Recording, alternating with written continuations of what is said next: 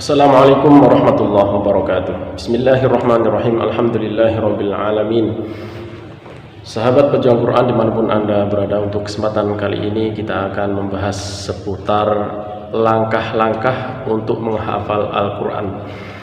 Jadi bagi Anda semua yang mempunyai keinginan, tekad untuk menghafalkan Al-Quran dengan serius, maka kami akan membagikan di sini satu tutorial atau satu tip langkah-langkah untuk menuju menghafal Al-Quran. Jadi untuk yang pertama kali perlu kita perhatikan yang utama dan terutama adalah niat dalam menghafal Al-Quran. Jadi menghafal Al-Quran adalah suatu amalan yang sangat mulia, maka harus kita mengikhlaskan niat kita. Jadi yang pertama kali adalah mengikhlaskan niat kita. Bagaimana kita menghafal Al-Quran itu semata-mata hanya karena Allah Subhanahu wa Ta'ala, bukan yang lainnya, yaitu semata-mata mencari ridhonya Allah Subhanahu wa Ta'ala, karena Allah Subhanahu wa Ta'ala. Karena apabila kita menghafal Al-Quran tapi bukan niat karena Allah Subhanahu wa Ta'ala semata, bukan mencari ridho Allah Subhanahu wa Ta'ala, maka akan sia-sia belaka, tidak akan mendapatkan apa-apa, cuma mendapatkan letih dan capek belaka. Kemudian itu langkah yang pertama. Untuk langkah yang kedua, setelah kita mengikhlaskan niat kita semata-mata hanya karena Allah Subhanahu wa Ta'ala, maka untuk langkah yang kedua yaitu kita bermunajat kepada Allah Subhanahu wa Ta'ala dengan sholat hajat. Kita minta pertolongan kepada Allah Subhanahu wa Ta'ala, karena kita ini lemah, hanya Allah yang kuat. Kita ini lemah, Allah yang kuasa. Allah kuasa atas segala sesuatu, maka kita minta kepada Allah Subhanahu wa Ta'ala dengan lantaran kita sholat hajat, bermunajat kepada Allah Subhanahu wa Ta'ala, supaya kita dimudahkan dalam menghafal Al-Quran.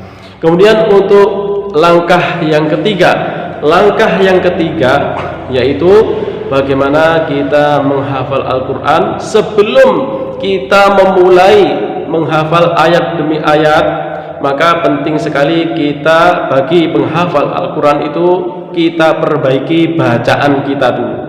Jadi sebelum kita mulai menghafal ayat demi ayat, maka kita perbaiki dulu bacaan kita, makhorijul huruf kita, sifat-sifatnya, kemudian tajwidnya, panjang pendeknya, gunahnya, semua kita perbaiki sebelum kita memulai menghafalkan ayat demi ayat, untuk menghindari kesalahan baca dan kekeliruan baca ketika nanti kita menghafal. Itu langkah yang ketiga. Kemudian untuk langkah yang keempat, yaitu bagaimana kita ini memiliki metode untuk menghafal Al-Quran. Maka banyak sekali metode untuk menghafal Al-Quran. Itu ada metode menghafal secara ayat per ayat, yaitu membaca dimulai menghafalkan per ayat, yaitu per ayat kita hafalkan ayat 1, ayat 2. Misalkan Al-Baqarah ayat 1, ayat 2 itu kita hafalkan dulu. Kemudian setelah itu nanti ganti lagi ayat ketiga, ganti lagi ayat keempat. Itu metode yang pertama, menghafalkan per ayat. Kemudian yang metode kedua yaitu menghafalkan per halaman. Jadi satu halaman itu kita hafalkan terlebih dahulu. Satu halaman kita hafalkan terlebih dahulu, sebelum lancar kita belum pindah. Sampai betul-betul lancar, betul-betul hafal satu halaman itu, baru kita pindah ke halaman selanjutnya. Jadi itu metode yang kedua, yaitu menghafalkan per halaman. Maka kita bisa memilih metode yang mana yang cocok untuk kita. Apakah kita memilih metode menghafalkan per ayat ataupun menghafalkan per halaman, itu sesuai dengan kecocokan kita.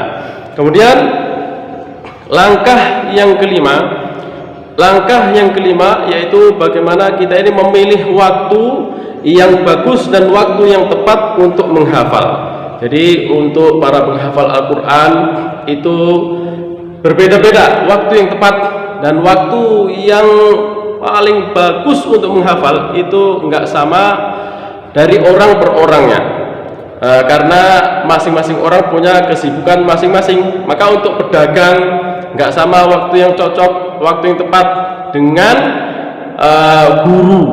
Guru juga nggak sama dengan ibu rumah tangga. Ibu rumah tangga juga nggak cocok dengan petani. Maka waktu yang cocok itu kapan? Kita tentukan kita masing-masing. Sesuai dengan waktu kita masing-masing. Pasnya saya itu kapan? Waktu menghafal itu kapan? Tapi untuk secara umum, waktu yang paling bagus untuk menghafal adalah waktu malam hari ketika waktu sahur seperti itu, ataupun waktu pagi hari. Karena di pagi hari itu kita masih dalam keadaan fresh, fit, tubuh kita fit, fresh, kemudian pikiran pun juga fresh. Pagi hari habis subuh itu waktu yang paling bagus. Itu secara umum. Tapi masing-masing orang bisa berbeda-beda sesuai dengan kesibukan kita masing-masing, mana yang cocok, waktu yang bagus dan tepat untuk kita masing-masing. Kemudian untuk langkah yang keenam, yaitu kita perdengarkan hafalan kita. Kita perdengarkan hafalan kita kepada guru atau ustadz kita, syekh kita, untuk menyimak hafalan kita.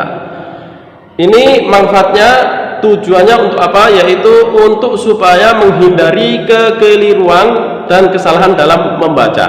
Karena mungkin menurut kita hafalan kita ini sudah bagus, bacaan kita ini sudah pas, tapi ketika disimak oleh guru kita belum tentu hafalan kita ini sudah pas.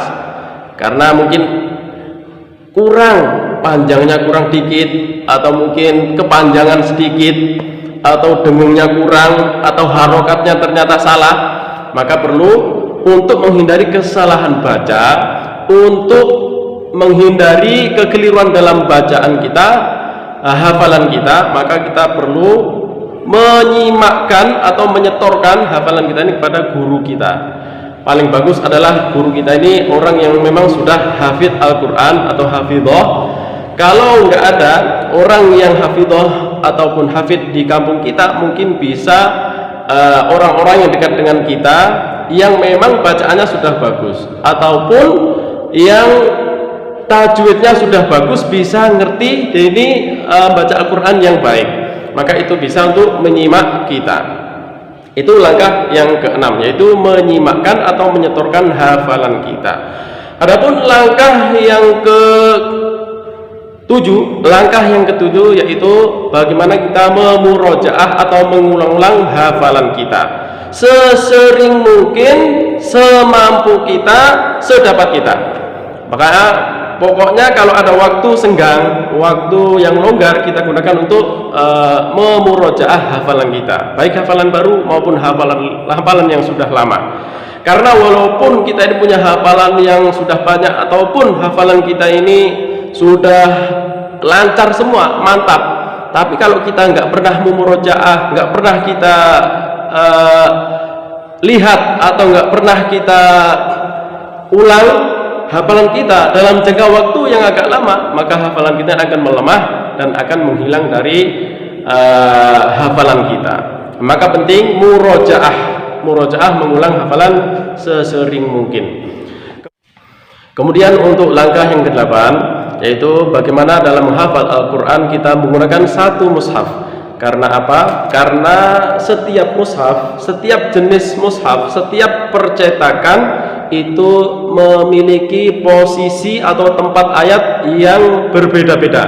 Maka kalau kita menggunakan atau gonta-ganti mushaf, nanti kita akan bingung tempatnya itu, karena satu ayat itu di tempat Quran yang biasa kita menghafal sama yang tidak kita biasa gunakan untuk menghafal itu lain, tempatnya lain. Maka paling bagus kita menggunakan satu mushaf atau mungkin satu percetakan yang sama. Kalaupun nanti misalkan Quran kita ini hilang ataupun rusak, nah kita ganti yang sama percetakannya.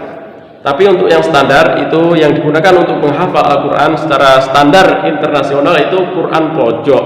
Quran pojok adalah Quran yang ayatnya pas di pojok. Itu biasanya satu juznya itu ada 10 lembar.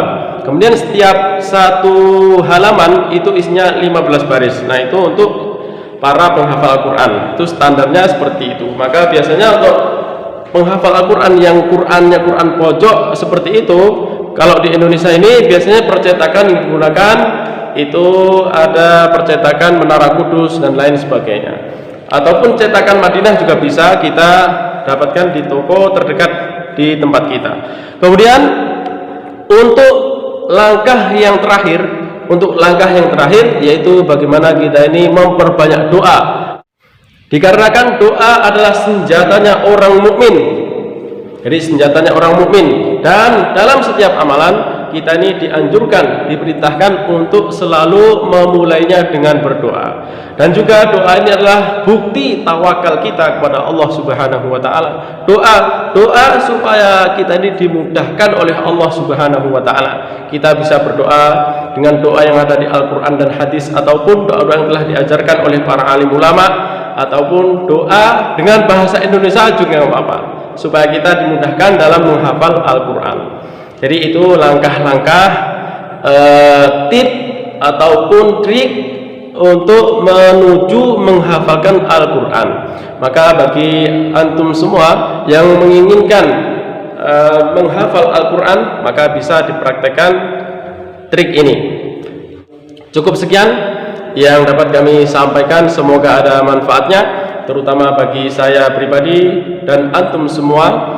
Jazakumullah ahsanal jazak, wabillahi taufiq wal hidayah, wassalamualaikum warahmatullahi wabarakatuh.